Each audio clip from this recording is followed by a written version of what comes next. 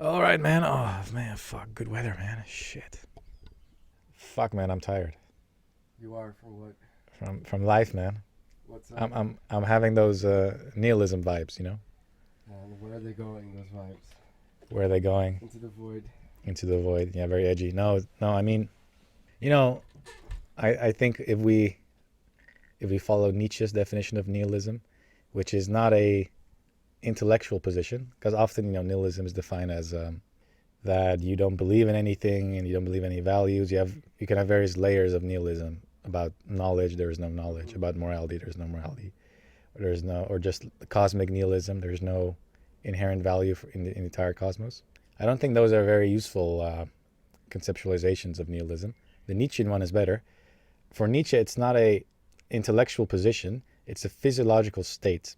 The fact that you're asking that question in the first place already means you're sick, according to him. He would call it sick, or you have a sickly body. So for him, the causality is reversed. It's because you feel bad that you ask this question, Yeah, not exactly. because there is no meaning that you think the nihilism is true. So according to Nietzschean definition, I'm just having bit sick right now, bit decadent. I don't have You need to do the something spunk of to. life is absent. Yeah, you gotta improve your physiology, man. Gotta improve my What's feeling. what's needed? What are you longing for? Honey, man, honey of all sorts. Honey of all sorts, Yeah, in all shapes. in all shapes, metaphysical honey. But I think to make it less creepy, I think we can draw an interesting analogy or extrapolation, let's say, from Nietzsche's notion of nihilism to our contemporary time, because I think our generation is the most nihilistic age ever in humanity, as far as I know, Yeah, I guess so too. Yeah, in the Nietzschean sense. a very nice one I recently read in Zizek that like the best of society, which are the rich West, they're completely they're disassociated from life. They don't have anything with it, and the worst off they double down on on certain beliefs, also from their lack of a good physiology, I guess, and thereby become fundamentalist, etc. Yeah, that's an interesting take. I mean, it's got more nuance because it was about Christian and Islamic fundamentalism in general and how such positions are even produced. But then the counterpart of it is, I guess, us, like the 80% affluent West, who finds it very difficult to feel anything in the first place. I think let's unpack the Nietzschean definition first, and maybe we can link it to the what you said about Zizek. Uh-huh. So to just explain it a bit more, for him, it's basically a physiological response to life, as in denying life. It's the energy, the will to deny life, as he would call it in The Birth of Tragedy. Um, so everything that would intensify life, would give color to life, you would deny it. And of course, for him, this is the famous Nietzschean argument: Christianity is the ultimate form of nihilism, because you invent according to him, imaginary afterlife to deny the value of this one. You're already so cynical, so sickly about the potential to live a fulfilling life in the here and now, that you circumvent that by inventing the afterlife, right? So you sacrifice this life for the next one, which is in fact denying life, because there is no next one. Contrasting that with a physiology and attitude where the here and now would be affirmed, would be accepted, would just be taken, no excuses. That would be for him the reverse of nihilism. And I think drawing. Isn't that still an act of nihilism? My Nietzsche is not very good. No, no, no. So as long as it's not about values you have. It's about your orientation towards life. If you need to invent an afterlife to make your life tolerable, you would say you are a nihilist, because No, I apparently get you're that. so weak that you needed to invent a new life, a second life, to make this one tolerable for you. Mm-hmm. And that would be his critique of Christianity. This life doesn't matter. It's only about the next life. And he would say, if you were truly healthy, you would never even think of that. You would just do life as it comes. Everything would be fine. And he's really romantic about the Greeks, right? The Greeks have tragedy. So then nihilism wouldn't even come to your mind. Yeah, if you are already healthy enough, you would not like the pre-Socratic Greeks in his sense. So tragedy is like an anti-nihilistic orientation towards life. there is tragedy, which means basically that horrible suffering is inevitable. It is within the structure of the world. So we'll make art about it. We won't justify it. Tragedy is not justified. It's not a moral category. It's just that life is suffering. Life is inevitably, that's just it. Well, let's make art about it, sublimate it, in a way affirm it. That's his reading of pre-Socratic Greeks.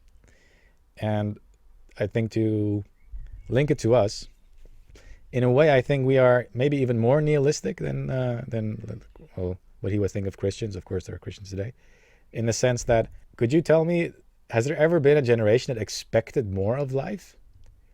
Not in the sense of we are creating by our own will to power the conditions for life, but that we externally want more from life. So we constantly go traveling.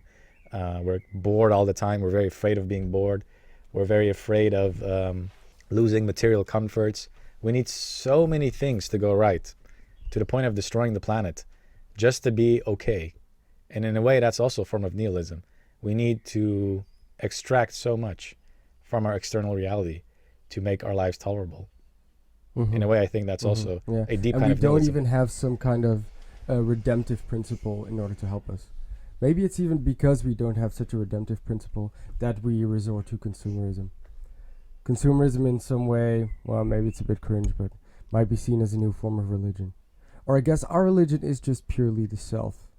Like the idea for us is the highest good that you can achieve is to constantly experience the most within life and constantly develop yourself to the highest degree.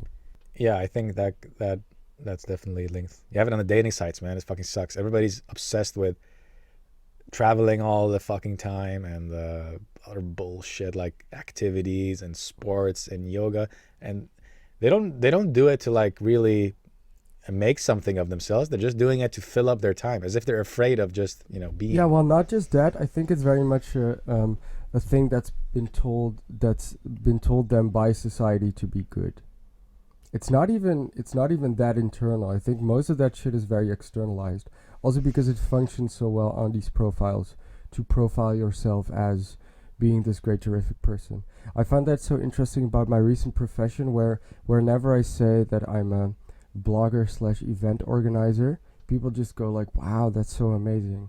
Well, I think, well, it's not that amazing at all. I just happened to stumble into it, and actually it feels pretty useless. I enjoy it very much, and I'm very glad that I found this job, but I don't feel very useful for society. Also because it's a very solipsistic activity, because I just write these, people don't really read them, and apart from me being salty about not getting reception, it's also about the fact that it's not that of an important project.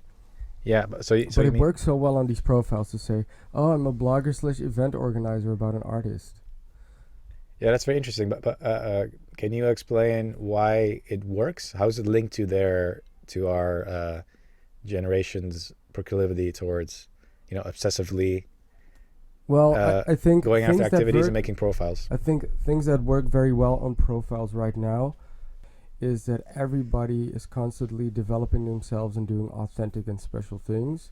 So being being a cleaner or whatever is less interesting than this, but people never stop to think about what I do is actually that interesting in its content. It's just enough for me to say I'm a blogger/event organizer, and they never actually think about the events that I organize or the things that I write.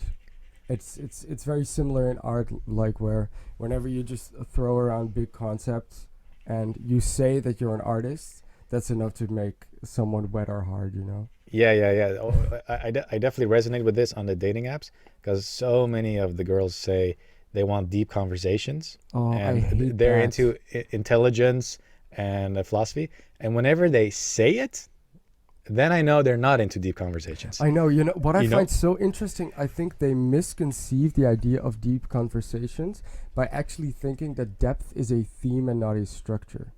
Because they immediately think that you're having deep conversations when you talk about very personal things that you would normally not talk about with someone else, but the way in which they talk about it is still very superficial.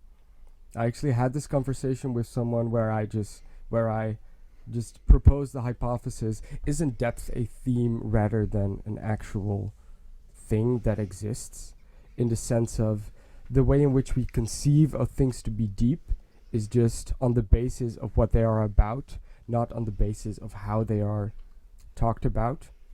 But I think the actual thing that makes something deep is that the way in which you talk about it is just finding all the different layers, to stay on the metaphor, right? Yeah. But a lot of people think they're being deep just as soon as they talk about personal feelings.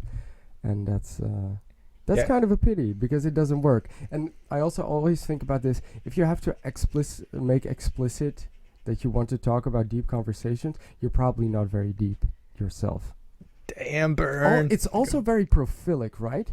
Because saying that you like deep conversations is just cool to have, oh, I'm intelligent, I want to be deep and shit. No, I want people to say what I would like in a dating app is people saying to me, I don't want fucking deep conversations. I want to talk bullshit with you about nothing in a very non-deep way. I love that. And that would be deep itself in a way. Yeah, that's the new because radicality. It's a good reaction to this trend. yeah, I mean, you're saying tit stuff, man. I'm getting really hard here, but Thanks. You're making me very wet yourself, Shirley. yeah, thank you. Yeah, you know what's up. But I definitely agreed, especially the thing about. I think we can take your view and extend it to more domains. Uh-huh. So depth being a being a structure and not a theme. So it's not something you can simply put on the profile. Well, you can, but then you're using it to build a profile, to build the idea of having a deep conversation. But the actual deep conversation would be an experience, right? It's a subjective thing. It happens between two or more people. You get into this vibe and this flow where you experience it. So it's more like a structure. And it always And it has can to be about happen anything. with two parties, I think. Yeah, A lot of the time. and it can be about any topic, right? Any topic can be deep I because think it's you're saying something very nice here. Sorry to interrupt, because experiencing a conversation as being deep when you're having it with just one other or multiple persons often consists in the fact that you help each other achieving some kind of new insight or whatever. So saying I like to have deep conversations already makes it very dependent upon the other party in front of you, and therefore profiling yourself with being able to have deep conversations is already kind of risky and shows that you don't really understand what it's about, I guess. Yeah, and I'm making my philosophical bullshit move, linking everything to everything. This, in a sense, is kind of a symptom of being, in the Nietzschean sense, sickly nihilistic, right? They are incapable of actually having the life-intensifying experiences, being the deep conversation. Right. Therefore, they substitute it with the idea of deep conversation by putting it on their profile. With the speech act. With the speech act, yeah. Because they that's perform it. because that's often what language consists in, I guess. What do I want to say? Compensating for the lack of gratifying physiology. What's interesting about it is that you think, so when they're saying that, does that mean they have a lack of it? They don't have it? Are they, what's the, other than the prophilic one, I think there's more than a prophilic one, motivation behind them saying, I want one. I think a very important one is just a certain ideal of romance and a certain ideal of human contact being authentic when there are deep conversations. I think that's a big part of it. I mean, because often we are still very much in an authenticity paradigm, and what happens is that what is most put in the surface of prophilicity is actual authenticity. And one thing that we regard as very authentic is deep conversations. Yeah, definitely. Okay, I think because we also have listeners, I should explain what putting authenticity in the surface of prophilicity means. So this comes from Miller and D'Ambrosio, and they talk about different identity technologies, meaning that an identity is based on a certain paradigm that is supposed to constitute your identity in a specific manner. And one way to constitute your identity, and the way in which we primarily do it and conceive of it, is the idea that you only have an identity if you are authentic, meaning special, meaning that you invent yourself or discover yourself for the uniqueness that you are, and then show that to the world. While prophilicity works in a different way, where it's actually not about being authentic, but it's about shaping your identity by looking at how other people observe you, and then trying to abide by those norms. Thus, meaning putting authenticity in the service of prophilicity is I look at people and see that they want me to be authentic, so I'm going to put things on my profile that are regarded as authentic. And one of the things that we often put on authentic love is the idea of having deep conversations, I think, or authentic friendships. More in general, relationships are authentic if you can have deep conversations with people, because otherwise they're just superficial and these people are interchangeable for you, and therefore the relationship is not authentic. Yeah, very, very well put. So to summarize what you said, they're using the values of what would be an authentic relationship, especially on dating apps, right? Because you're trying to find romantic interests. So the values of an authentic relationship would be deep conversations, unique connection, complementary individualism. They complement your individualism. Yeah. They don't prevent it from expressing itself. That's always a big part about authenticity, is to allow each other the mutual freedom whilst being together, and discovering yourself by looking into the other. Exactly, like being mirrored by the other. Exactly, another kind of complementary authenticity. But because they're doing it on a profile, and because we're steering towards a prophilic idea of identity, they end up in a mix, right? You got the authentic content, they put it on a prophilic structure, and what you get is, of course, by definition, inauthentic expression, because an authentic expression is your inner voice, your own unique individual voice talking. But when you put it on a profile, what's going to happen is you're going to think, okay, I need to compete with other profiles, which is by definition inauthentic, because you're letting external things influence your own identity. So can I tell you about my greatest authenticity pathology? Oh yeah, it's the impossibility of connection between two people. Oh yeah, I know you Californicate hard on that shit, and you're deep in that shit. Fuck. So a recent metaphor that I thought of, and I put this in a poem, which I very melodramatically sent to someone, of course, was the idea that when my words pass over zero here being the zero level subject, I show me, show the true me. I don't remember the exact sentence. It was something in the guise of that, and because I was very much raised within an authenticity paradigm, I constantly feel within relationships this idea that, but we never truly communicate. I can never really reach you because there's always noise and the impossibility of direct translation. And I find it interesting how I'm so conscious of the fact that this happens, but I don't really know what to do about it. Yeah, but I think that is the problem with the authenticity paradigm, right? Because even excluding the dating apps, let's say you don't have those, the whole notion that there is something that is really you never need to give a final answer to that. You can always pose the syntax again, but is that really me? Yeah, that's the stupid thing about it, and right? you can go on forever. Plus, since you are from the authenticity paradigm, and it's linked to a lot of things in modern Western culture, right? Also to liberalism and other things.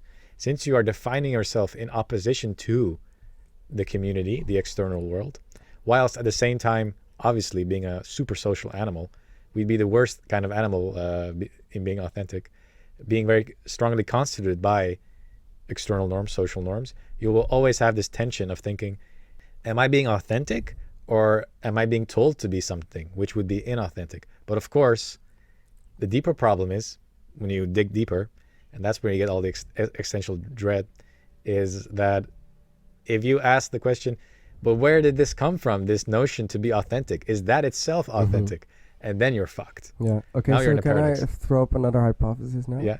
I feel like the authenticity paradigm is most weak to the problem of over-identification. And maybe that can explain a lot of what is happening in current, especially leftist politics right now.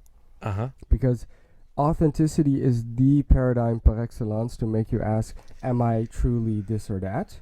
Which creates this second order move, constantly requesting of you to doubt whatever is going on right now. And I think a lot of the egocentrism we see right now, which we also talked about in the previous episode, is about constantly asking, am I truly this? should I truly identify as that, etc., egocentrism. Yeah, So I definitely. guess the authenticity paradigm has had a lot of influence on that, even though this is a huge spitball and it should be made hard. Yeah. While prophelicity, sorry to interrupt again, really tries to make you do it makes you very hyper-conscious as well, but not of the true you, but of how you are being received. That's its weakness for over-identification. You constantly have to obsess about how you're being perceived by all the parties around you. So it's almost just as weak to it, but from the externality instead of from the internality.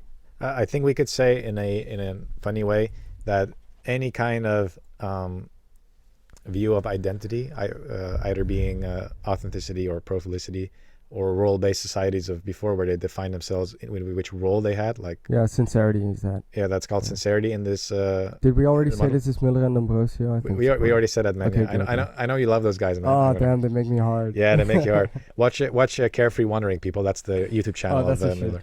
Yeah, so you got these technologies, right? You got authenticity, sincerity, which is those roles you have of being a father or being a patriarch or a brother or friend, whatever. Yeah, and then the point is to truly be that in a good way. Yeah, that's the idea. That's the idea of that one, and then you have the prolific one. And the point I wanted to make was, it seems you can make the argument that for all three, or for any kind of other identity technology, if you over-identify, you are in a way actually prohibiting your unique subjectivity, because by stressing so hard on the technology, and the technology is of course a social technology, you don't allow yourself to just, experience yourself. You're either completely stuck in the norm of, I have to be the good brother, and what the good brother means is completely outside of my control, or completely stuck in, I have to be unique. But of course, what is unique is also outside of your control, because you have to look around and see what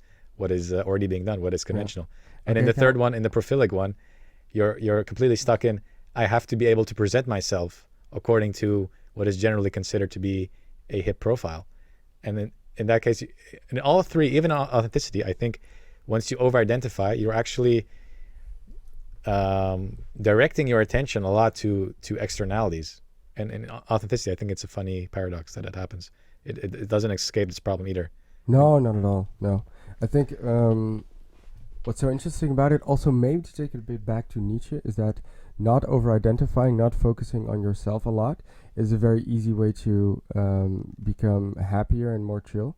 Because being able to look, like, for me it always feels like looking past myself and really more of becoming one with whatever thing is outside of me or whatever project I'm engaging in right now. Really makes time go faster, really alleviates a lot of the pressure that might be inside your thoughts. And I think a very important factor for this to happen is just a good physiological, and I'm doing quotation marks right now, good physiological condition. So if you have the opportunity to not constantly over-obsess about yourself because your ego is not threatened in the first place, I think that's a very good way of, I guess, refraining from nihilistic tendencies. Yeah, definitely. I mean, Nietzsche also says that the strongest, so the least nihilistic people, are the least self-aware. They have no need to be self-aware. They just do. They just are. Yeah. And they're also less intelligent. The ones who are sick. In what way do you mean intelligent here? In the sense that they don't need to think as much. They feel they have a zest for life. They feel strong. They feel like life is life is worth it. And it's important to say they feel it. So it's not even necessarily conscious. It's just part of their body, in a sense, in their orientation towards the world, their general orientation. So they just do things. It's like you got to think about the warrior. He's romanticizing like the buff warrior who just is aggressive. He goes, he gets the woman, he kills. He's not thinking about the purpose of it all. Maybe here and there, of course, everybody has it. But for the most part, he just acts. It just comes from his will for life.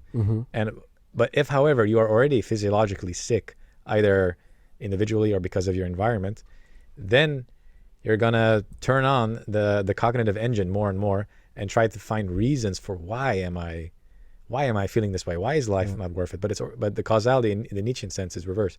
You felt bad, and then you started giving reasons, and then of course you become more intelligent because you're going to start thinking a lot. Yeah. And then you become more self-aware. But of course, And increasingly discursive also. And what increasingly I find so discouraged, yeah. interesting to draw the figure of Zorbas into this, what I found so interesting about Zorbas in the story, what's the English translation? Life and Walk of Zorbas, the Greek? Something Yeah, like I don't know that? how they translate. So to give our listeners context for this, so there's a novel, Greek novel by Nikos Kazantzakis. We read a Dutch translation. I've also read an English translation. Awesome, yeah. Sometimes it's just called Zorba the Greek, or the life of Zorba the Greek. I don't know how they translate exactly. And this book, the figure Zorba, and you should interpret him as a figure, is basically a literary description of the Übermensch, the Overman.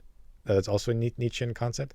And the Overman is a person who transcends the values of his time via, I guess you could say, his own inner vitality. His inner physiological zest for life makes him transcend all values. That's what Nietzsche calls the transvaluation of all values, transcending all values, moral values, social values, perhaps aesthetic values. Self creates them via his own incredibly strong will to power, to life. And Zorba is this description in the novel.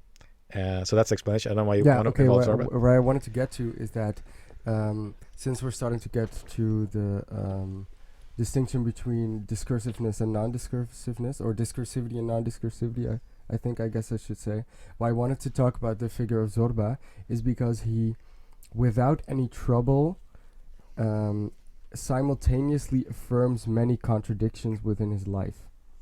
So he can do incredibly contradictory things within a span of a few days, because he doesn't feel these as contradictions, because he doesn't regard them or do them from some sort of approach of intelligence or discursivity. Yeah, exactly. He's basically the exact opposite of the nihilist. He doesn't need a reason for anything that happens to him. Everything, he just takes it as it comes. He might hate something that happens to him, but he will accept the hate. He'll just let it happen. Yeah, and what I think why I wanted to bring it up, and I didn't come to it in just a bit, is because contradictions can feel really difficult for us. Like if we think about the pressure of the identity paradigms, they always come from the contradictions. People have a lot of problems with paradox and contradiction, I think also in the way that they feel it, because they feel like such impossibilities. But if you're able to stay in this non-discursive realm and be this affirmative vital force, it's very easy for you to not feel the pressures of them. And I guess this then also counts for identity, where another person would feel awful about the incongruences that they may have within their identity. Like, oh, on the one hand, I really like this and people will like me for it. On the other hand, I do this, but it doesn't really rhyme with this other thing that I am. So that's a problem now. If you step over this discursive level, that's not a problem at all. And I think, like, if we're talking about pressures and pathologies, the pathology of contradiction, if this ever would be a thing, I think I've experienced it, especially when I was stoned. Here's a good way of doing it. But I guess the Übermensch is a solution to anything, to everything anyway, so whatever. No, but that's not entirely true. We could go into that as well. Why it's not? I mean, the Übermensch is more of an ideal. It's not a solution, because I mean, Nietzsche definitely doesn't have I guess a lot of people are inspired by him, but you can't just become the Übermensch. You probably already are the Übermensch in his case. Like, you either were born with the right, physiology and had the right things happen to you. That also, yeah. But I think we can derive. That's why the novel, I think, is also so good. We can still derive some inspiration in the novel itself. The main character, as opposed to Zorba, he's very much a nihilist. He struggles a lot with the meaning of life, if there's any point, and he obsessively reads philosophy and Buddhism and wants to kind of strip himself, purify him of all reasons for living, just let his ego go. Contrasting that with Zorba, who is just ton of ego. He's all ego and cool with it. Of course, at the end, the writer realizes that he can't really become like him. So even though the ideal is presented to him and it inspires him greatly, and maybe he can learn some things from it, you can't just become the Übermensch. No, and it was never even posed as that. Like you say, it wasn't a solution, and I don't think that was my point either. But trying to take it as an example can be very good to do. Yeah, and I think the anti-nihilistic strain would basically be that the more you require from life, the less you are living and the less you actually love life. So the more you need to travel, the more you need to do shit to make yourself get by, or the more reasons you need, and traveling is also reason, right? Either discursive reasons or activities as in reasons to make your life worthwhile, the worse you are becoming physiologically as well. You are degrading further and further into a kind of person who, like a junkie, just needs more and more to make life worth it. What you should do is just by the act of will, almost like grab it out of your body, out of the act of will, just affirm life. And it doesn't mean you're not gonna eat good stuff and food, but that's all just bonus. It just happens to you. And Zorba is a good example. When he gets a ton of money, he's gonna spend it and he's gonna enjoy it. When he's broke, he'll suffer a little bit and then he'll laugh his ass off. Yeah, and like, it's really a radical acceptance. That's what I like about it. I think a lot of what we do in the form of needing travel, needing all this special stuff comes with the idea that we don't accept our current conditions and we don't accept whatever we have. Maybe it's a bit cliche, but if you look at Zorba, he just accepts everything that happens to him. And basically, radically, he accepts all his external conditions. And I think that's a very important one, because that's also what we're not doing so much right now. Yeah, he definitely doesn't make a problem of his, but he also doesn't make a problem of his internal conditions. No, and that's the cool double thing. Yeah, thanks for drawing it out, because that's what. Yeah. Yeah, he'll never, so the you can say Zorba or the anti-nihilist or Übermensch, whatever. I think they're synonyms basically. They also will not be bothered by whatever is going on in their own minds, because I think our generation is very, not just very self-aware, but very self-psychologizing. We're all like our own psychoanalysts, and we're like judging our own attitudes a lot. Like, is that healthy? Is that good? Is that productive? Is that okay? The constant discursiveness, the constant second order. Yeah, definitely. And again, that would be a form of nihilism, in the sense of what you're doing is you need to justify these thoughts in the first place by engaging in this activity of analyzing them and moralizing them. Whereas again, the Übermensch, Zorba, whatever, he would just accept, like, okay, today I feel like shit. Okay, today I just want to fuck all day. But not just that. Today I feel like shit, but I'm gonna feel like shit in the best possible way. It's this radical acceptance there by affirmation of that internal state. Yeah, and he does it on both sides, and I think that's the great thing about it. Like, if you're very sad, affirm the sadness and live it in the best way possible. If you're very angry, do it in the best way possible. And this will also justify, like, destroying your whole room, etc., etc. It doesn't even matter. And that's the absurd shit in the book as well, because he really fucks things up. And he also says that, like, this is what I do. I fuck things up. That's true. That's a very good point, that he also the negativity, it's not just he just affirms it, but he'll also live out the negativity to the end. So like, I think a good example is the way he goes around with the madam. So when he feels like he did a woman dirty, like he didn't treat her right, he won't just feel regret. He will feel destroyed. His whole world will just end for hours. So even when he's pitying someone, he will pity to the max. When he felt sad, he'll weep, cry his ass off. When he's hungry, he'll overeat if he has to. Like, there's complete harmony with instinct and feeling, right? His mind and body are just in complete harmony. Whatever impulses his body will give, his mind will just work with it. Yeah. Whereas what we do is, whatever impulses our bodies give, our minds will judge it. Yeah, we'll analyze it. We'll put it into some moral normative framework or a scientific framework or something. Put it into channels. Yeah, and I think we're suffering from it, man. Yeah. I think a very good thing you said, because we already said, okay, it's not really a solution. One of the problems, for me at least, is the solipsism of it. If you are constantly listening to your body in that sense, doing these things, never compromising, I think the result you saw very well in the novel is that he often doesn't even really receive input from others. He just goes with it. He's very unpredictable. He's not like, he feels a lot for people, but he's in the strict sense not social. Because in his unpredictable, instinctive way of doing, he can never really compromise by communicating with others in exactly this discursive way, and using intelligence to try to find some middle way and coordinate your acts together.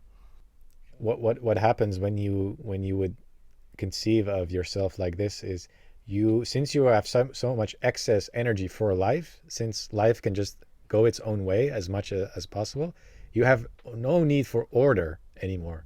Order is a luxury. You don't need order. And order, of course, is the domain of language, is the domain of individuation, of classifying.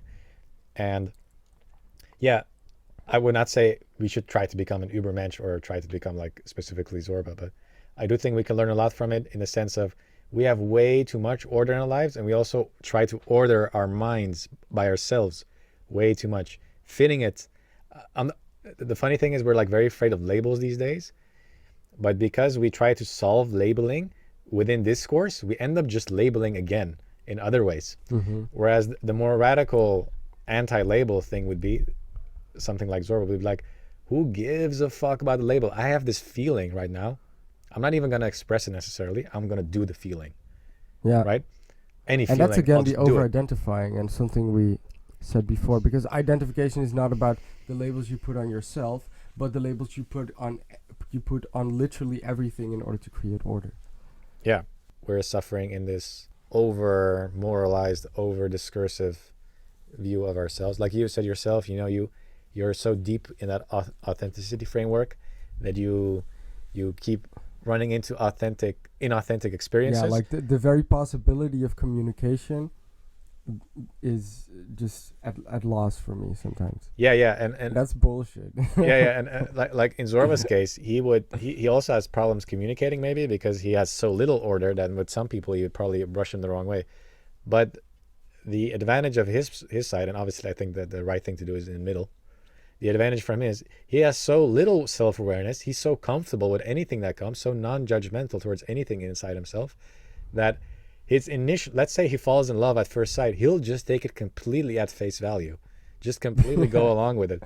And it's not like he's naive. It's not like he knows that, like he says, he falls into a ditch when he falls in love with a woman. And he's like, that's what it means to be a goddamn man or a human being, to fall in ditches, right? That's what we do.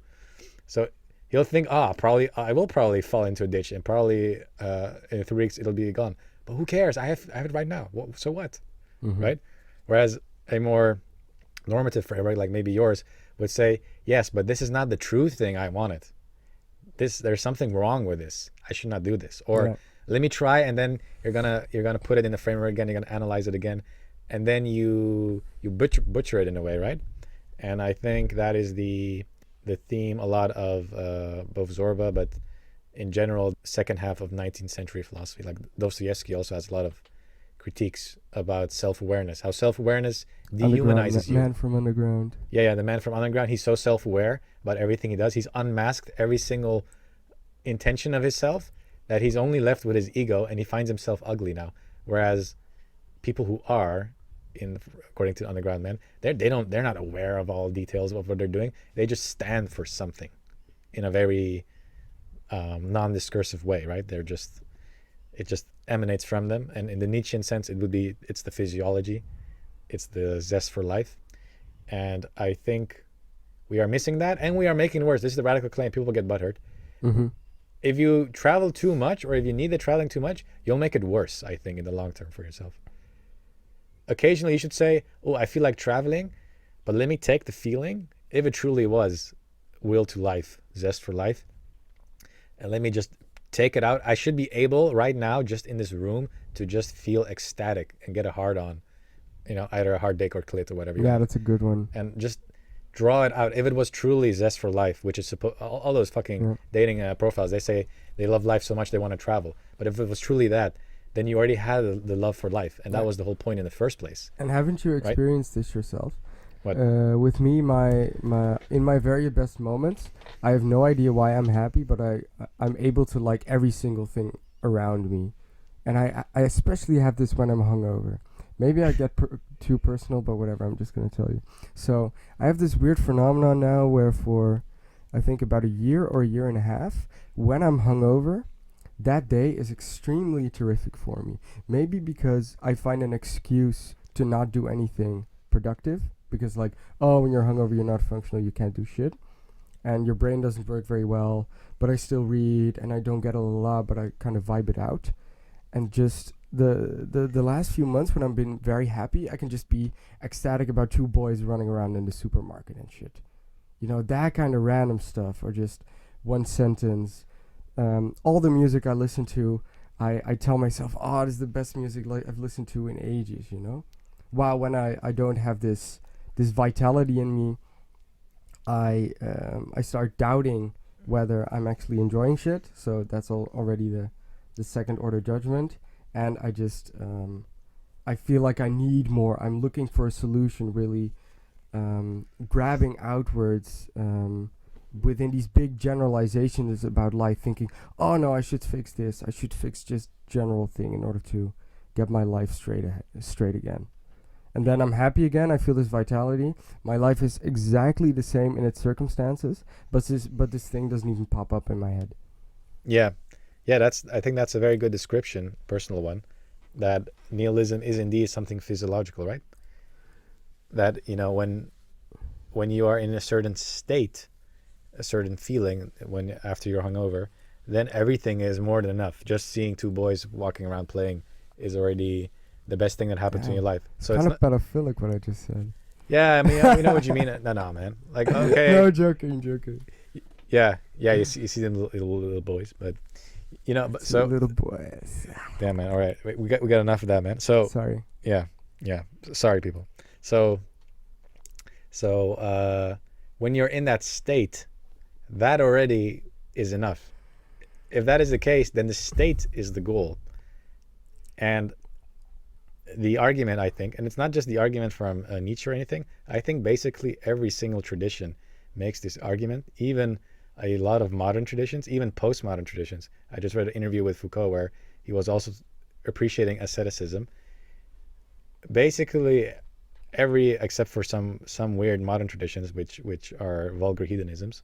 Other than that, they all claim that you should intensify your sensitivity towards everything. So the more you can derive from simple pleasures, simple activities, the further you're on in life. And that makes sense because the more sensitive you are to even the smallest pleasures, the more quickly you'll feel like everything is enough. You'll still be able to also enjoy, you know, fancy shit, but that will just feel like big excess, like a party. Mm-hmm. That's the Epicurean. The specific one would be the Epicurean way of life, is eat bread and water on purpose. Don't avoid wine and pasta, but eat bread and water and try to just like come from eating bread and water. Be so sensitive to the smallest stimulation that in your worst moments you'll still feel great because you barely needed anything. You know, ideally you want to be like breathing and jizzing from the breathing. That's that shit. Yeah, exactly. The gist. Big preach.